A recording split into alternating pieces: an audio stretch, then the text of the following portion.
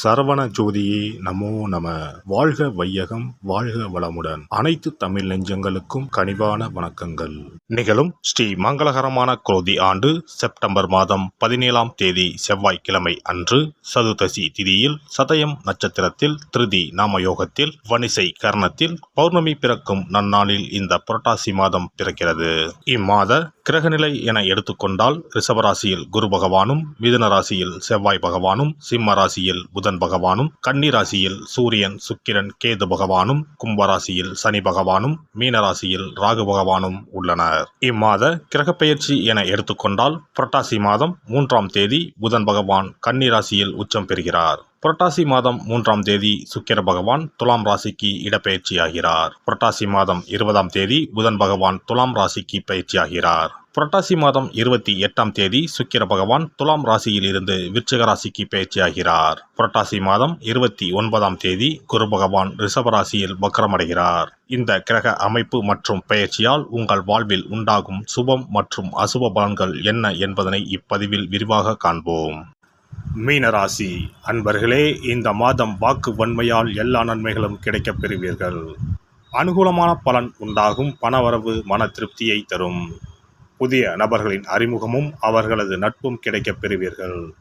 நீண்ட நாட்களாக இழுபறியாக இருந்த காரியங்கள் சாதகமாக நடந்து முடியும். வாகனங்களை பயன்படுத்தும் போது கவனம் தேவை. தொழில் வியாபாரத்தில் எதிர்பார்த்த வெற்றி கிடைக்கும். நிதி நிலைமை சீர்படும். புதிய ஆர்டர்கள் கிடைப்பதில் இருந்த சிரமங்கள் குறையும். உத்தியோகத்தில் இருப்பவர்கள் வேலைப்பளு குறைந்து காணப்படுவார்கள். எதிர்பார்த்த இடத்திற்கு மாற்றம் கிடைக்கலாம். குடும்பத்தில் ஒற்றுமை உண்டாகும். கணவன் மனைவிக்கு இடையே இருந்த இறுக்கமான சூழ்நிலை நீங்கி மகிழ்ச்சி உண்டாகும். பிள்ளைகளால் இருந்த மன வருத்தம் நீங்கி அவர்களுடன் சந்தோஷமாக வெளியே சென்று வருவீர்கள். பெண்களை பொறுத்தவரை இந்த மாதம் எல்லா காரியங்களும் அனுகூலமாக நடக்கும். மனக்கவலை நீங்கி நிம்மதி உண்டாகும். கலைத்துறையினருக்கு வீண் அலைச்சல், காரிய தாமதம் போன்றவை ஏற்படலாம். புதிய முயற்சிகளை தள்ளி போடுவதும் நல்லது. காரிய அனுகூலம் ஏற்படும். உணர்ச்சிகரமாக பேசி மற்றவர்களை கவர்வீர்கள். எல்லாவற்றிலும் எதிர்பார்த்த நன்மைகள் உண்டாகும். பணவரத்து கூடும்.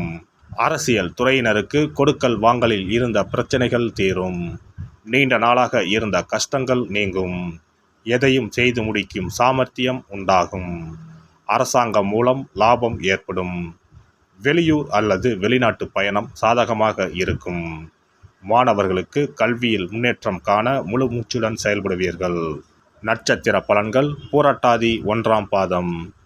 இந்த மாதம் குடும்பத்திற்கு தேவையான பொருட்கள் வாங்குவதன் மூலம் செலவுகள் உண்டாகும். சகோதரர்கள் மூலம் உதவிகள் கிடைக்கும். உறவினர்கள் வருகை இருக்கும். பிள்ளைகளிடம் அனுசரணையாக நடந்து கொள்வது நன்மை தரும். உத்திரட்டாதி நட்சத்திரம். இந்த மாதம் துணிச்சலுடன் ஈடுபட்டு காரிய வெற்றி காண்பீர்கள். பணவரத்து திருப்தி தரும்.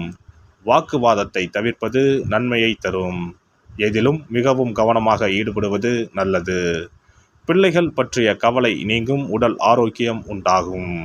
ரேவதி நட்சத்திரம். இந்த மாதம் வீண் மனக்குழப்பம் ஏற்பட்டு நீங்கும்.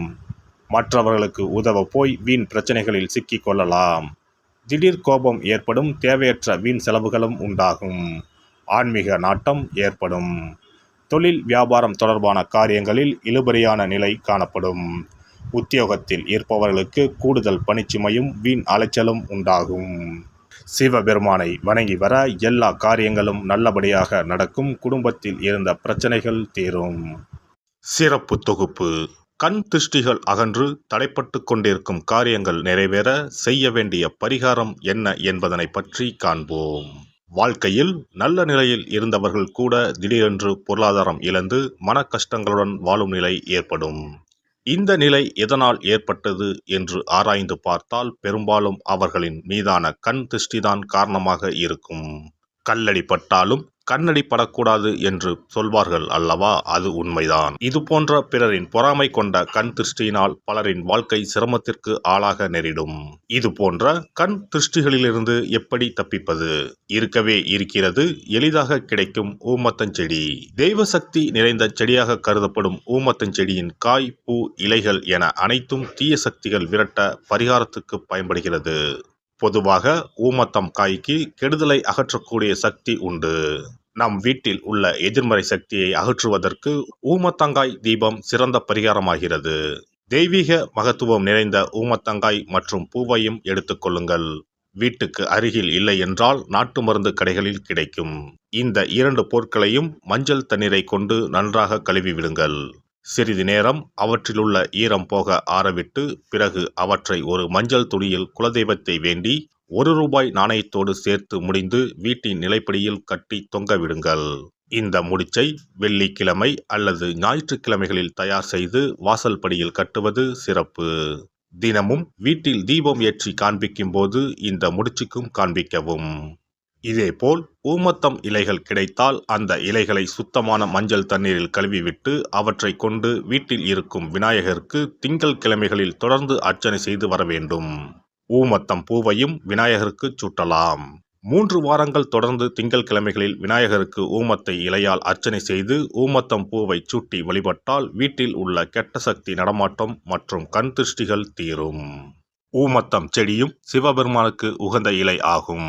இந்த ஊமத்தங்காய் வைத்து சிவபெருமானுக்கு தீபம் ஏற்றி வழிபடுவதன் மூலம் நமது பிரச்சனைகளில் இருந்து எளிதாக விடுபட முடியும். முதலில் 2 ஊமத்தங்காய்களை எடுத்துக்கொள்ள வேண்டும். அவற்றின் மீது முட்கள் இருப்பதால் மிகவும் கவனமாக கையாள வேண்டும். ஊமத்தங்காயின் காம்பு பகுதிகளை வெட்டி கொண்டு கத்தியை பயன்படுத்தி ஊமத்தங்காயின் உள்ளே இருக்கும் விதை பகுதியை முழுவதுமாக நீக்கிவிட வேண்டும். பின்னர் 2 அகல் விளக்குகள் மற்றும் விளக்கு வைப்பதற்கான 2 தட்டுகளை எடுத்து சுத்தம் செய்து அவற்றிற்கு மஞ்சள் குங்குமம் போட்டு வைத்துக் கொள்ள வேண்டும். பின்னர் 2 தட்டின் மீதும் ஒவ்வொரு அகல் விளக்கை வைத்துக் கொள்ள வேண்டும். அதன் பிறகு எப்போதும் பூஜை செய்வதற்கு வைப்பது போன்ற வெத்தலைப்பாக்கு, பழம் போன்றவற்றை வைத்துவிட்டு 2 விளக்குகளையும் ஏற்றி சிவபெருமானை மனதார வேண்டிக் கொள்ள வேண்டும். எனக்கு இருக்கும் பிரச்சனைகள் அனைத்தும் தீர்ந்து இன்பமான வாழ்க்கை கிடைக்க வேண்டும் என வேண்டிக் கொள்ள வேண்டும். இந்த பூஜையை வெள்ளிக்கிழமை அன்று தொடங்கினால் தொடர்ந்து 9 வெள்ளிக்கிழமைகள் செய்ய வேண்டும். ஊமத்தங்காயின் மீது எவ்வாறு முட்கள் இருக்கிறதோ அதுபோல நமது வாழ்க்கையில் இருக்கும் முட்கள் போன்ற பிரச்சனைகளை அவை தீர்த்து வைக்கின்றன. இந்த பூஜையை நாம் தொடர்ந்து செய்து வருவதால் நம் மீது இருக்கும் கண் திருஷ்டிகள் அகன்றுவிடும். தீராத துயரங்கள் தீர்ந்துவிடும். பணம் நகை நம்மிடம் பெருகி வரும். சிலருக்கு கையில் சுத்தமாக பணம் இருக்காது.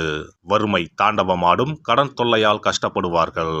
பண பிரச்சனையில் சிக்கி கொண்டிருப்பவர்கள் இந்த தீபத்தை ஏற்றினால் 3 வாரங்களில் நல்ல பலனை பெற முடியும்.